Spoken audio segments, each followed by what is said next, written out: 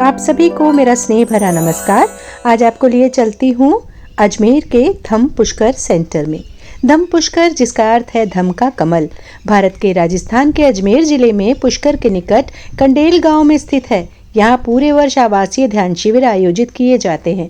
यह केंद्र एक ओर प्राचीन अरावली पहाड़ियों से घिरा है, जबकि दूसरी ओर पुष्कर की पवित्र झील और विशाल रेत के टीले फैले हुए हैं।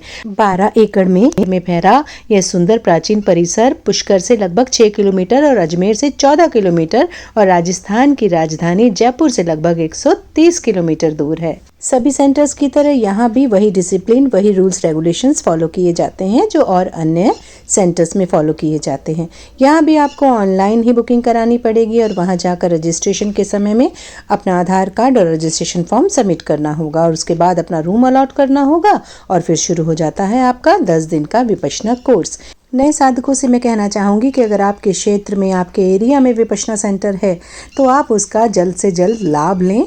और ये सौभाग्य की बात है कि आपको कहीं बहुत ज़्यादा दूर नहीं जाना है, आप ही के एरिया में विपश्यना सेंटर है तो आप वहाँ जाकर इस विद्या को सीख सकते हैं और अपने जीवन को मूल्यवान बना सकते हैं, क्योंकि सच में ये विद्या इतनी अद्भुत है कि आपका जीवन आपको प्रीशियस बना देगी। सच में पुराने साधक जो इस विद्या को कर रहे हैं लगातार, वो जानते हैं कि उनके जीवन में बदलाव आ रहा है, लगातार आ रहा है और उनका जीवन इतना हल्का फुल्का हो गया है कि बस जो अशांतियां आकर के हमारे मन को भारी कर देती हैं, हमारे जीवन को जीने योग्य नहीं छोड़ती हैं। ऐसा लगता है कि बस जैसे सारे दुख का पहाड़ हम पर ही टूट गया है। लेकिन जब हम इस विद्या के दौर से गुजरते हैं, हम सीखते हैं कि अरे ये तो बहुत आसान है। अगर हम चाहें तो अपने दुखों को दूर कर सकते हैं, अपने विकारों से निजात पा सकते हैं, अपने जीवन को समतामय शांतिवान बना सकते हैं।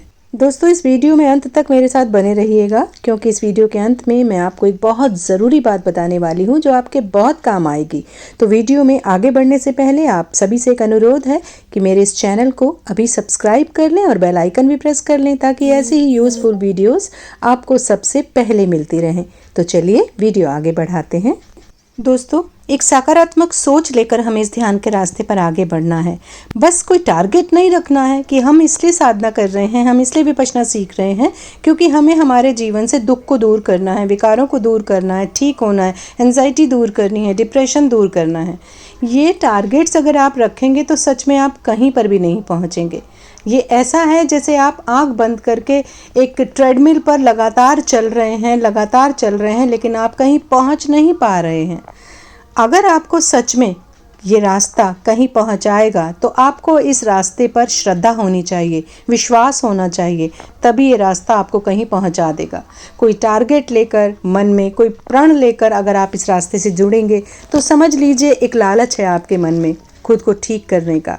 अरे ये तो अपने आप होता रहेगा, क्योंकि आप एक बार शील पालन करके तो देखिए, आप एक बार विपश्यना सच्चे मन से सीख के तो देखिए, आपका जीवन ऑटोमेटिक तरीके से सारे विकारों को ऐसे बाहर निकालता चला जाएगा जैसे एक गहरा समुद्र अपने अंदर की गंदगी को बाहर फेंक देता है।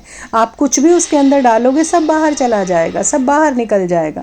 ठीक उसी तरह से आप पूरी श्रद्धा के साथ विपश्यना सीखिए और उसे डेली प्रैक्टिस में लाइए। अच्छा, आपने कभी ऐसा सोचा है कि हम विपश्यना करते हैं लेकिन डेली प्रैक्टिस को क्यों नहीं हम कंटिन्यू कर पाते?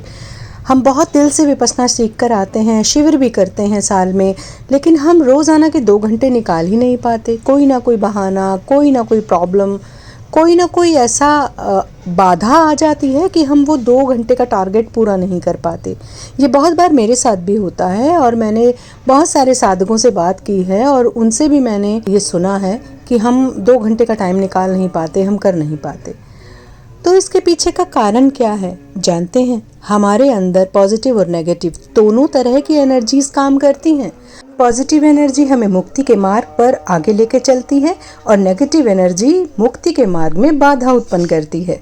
हमारे जीवन में ये दोनों पैरेलल चलती हैं। बस हमें ध्यान ये रखना है कि हमें नेगेटिव थॉट्स को रोकना है और पॉजिटिविटी को बढ़ाना है। हमारी पॉजिटिव एनर्जी जैसे ही कमज़ोर पड़ती है, मार, हमारे ऊपर कब्जा कर लेता है, हमारे मन को पूरी तरह काबू करके हमारे मार्ग को अवरुद्ध कर देता है। हमारा मन ही नहीं करता साधना करने का।